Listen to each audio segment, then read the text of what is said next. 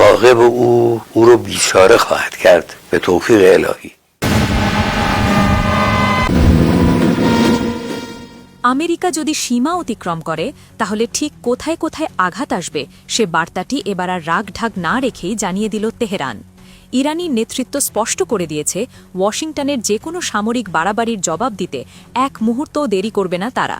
ভয়ঙ্কর সব ক্ষেপণাস্ত্র নিয়ে ইতোমধ্যেই সর্বোচ্চ সতর্ক অবস্থানে রয়েছে ইসলামী বিপ্লবী গার্ড বাহিনীর এরোস্পেস ফোর্স। ইরানের সর্বোচ্চ নেতা আয়াতুল্লাহ আলী খামিনির নির্দেশে প্রস্তুত রাখা হয়েছে মিসাইল ইউনিটগুলো। তেহরানের ভাষ্য পরিষ্কার, আমেরিকা যদি ইরানে আঘাত হানে তাহলে পাল্টা হামলা আসবে মধ্যপ্রাচ্যের বিভিন্ন দেশে ছড়িয়ে থাকা মার্কিন সামরিক ঘাঁটিগুলোর ওপর।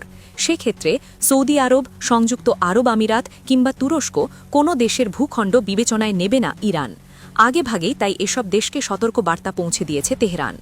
মধ্যপ্রাচ্যে যুক্তরাষ্ট্রের সামরিক উপস্থিতি অত্যন্ত শক্তিশালী।